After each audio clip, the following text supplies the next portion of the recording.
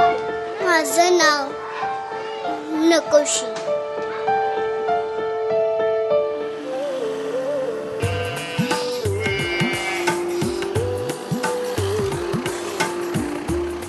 आमच्या सातारा दौऱ्यातलं एक गाव मात्र वेगळं होतं.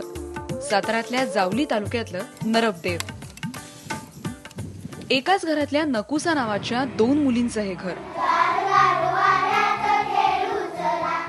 धनगर कुटुंबात जन्म झालेल्या 7 वर्षांच्या नकुसाला नुकतंच स्वतःचं नाव मिळालंय. ऐश्वर्या नारायण वगैरे. तिनंच तिचं नाव ठेवलं ऐश्वर्या. तीच गोष्ट ऐश्वर्याच्या चुलत बहिणीची सुनीता पांडुरंग हगाडे. सुनीताला 4 बहिणी आणि 1 भाऊ. गावात 7वी पर्यंत शाळा होती म्हणून 7वी पर्यंतच शिक्षण झालं. नंतर शाळा सुटली ती सुटलीच. असं जावंसं वाटतं पण एवढ्या खाली आमची डोंगरची वस्ती त्यामुळे खाली जायला एकट्याला हे वाटतं ना. त्यामुळे नामकरण झालेल्या ऐश्वर्या आणि सुनीताच्या कुटुंबाला आम्ही भेटलो.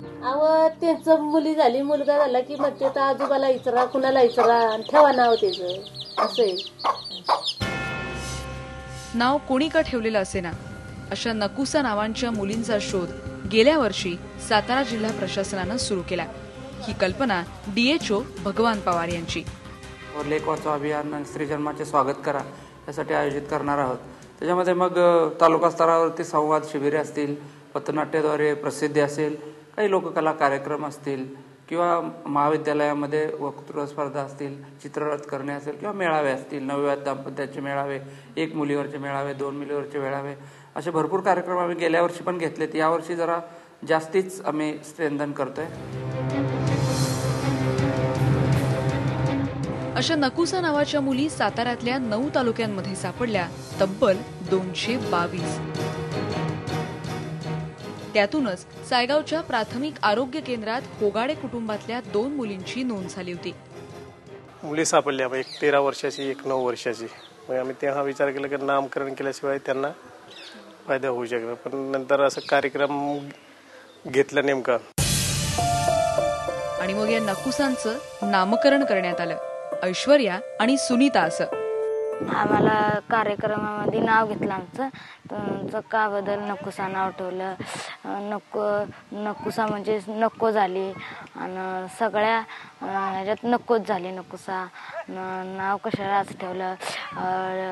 मुलगा वंशाचा दिवा असला तर मुलगी वंशाची पंथी असते. 18 वर्ष वयाखालील 222 मुलींचं नामकरण लवकरच करण्यात येणार आहे. पण नकोशीचं नाव बदलण्यानं परिस्थिती बदलणार आहे का? सुनीता सारख्या कित्येक मुलींनी शाळा सोडली आहे. नकोशी हवीशी झाली तरी हौसेनं तिला वाढवण्यात येईल का, हे खरे प्रश्न आहेत. शिक्षणासाठी आणि आरोग्यासाठी विशेष प्रयत्न करायची गरज नामकरणाच्या अभियानानंतर मांडली जाते.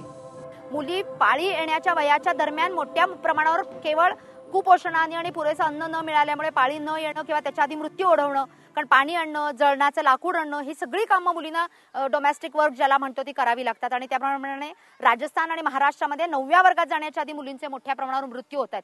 त्यामुळे या पातळीपर्यंत त्यांच्या हेल्थ इन्शुरन्स करून हेल्थ अश्युअर करायचा, तरच त्या नामकरण बदलण्याला एक सकारात्मक प्रॅक्टिकली व्यवहार पातळीवर अर्थ आहे असं आम्हाला वाटतं.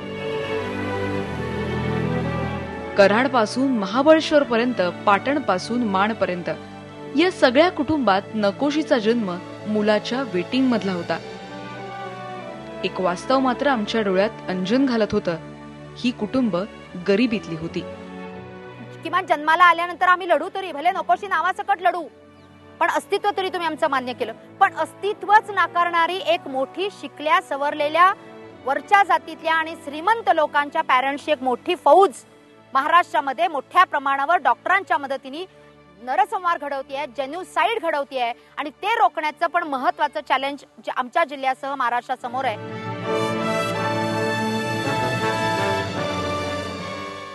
नकोशी नावाच्या मुली केवळ साताऱ्यात नाहीत, अख्ख्या महाराष्ट्रात आहेत आणि भारतातही असतील. बारसं होतं तेव्हा माणसाच्या जन्माचं कौतुक होतं, नावानं ओळख मिळते.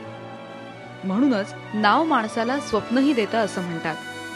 तसं कौतुक तिच्या जन्माचंही व्हायला हवं तसं जगण्यासाठी आणखी काय हवं असतं? जगण्याचं कौतुकच तर हवं असतं. आमच्या आईला सारख्या मुली यायला लागल्या म्हणून नकुशा नाव ठेवलं. अगं आता तू खेळस ना? अगं तुला जा का, पण ती शाळेत येत नाही. का? काय माहिती, तिला भीती वाटते. ती घरात राहते रोज, त्याच्यामुळं ती म्हणते की मला शाळेत यायचं नाही. काय रे नाव ठेवायचं? ऐश्वर्या म्हणते. माझं नाव नकोशी.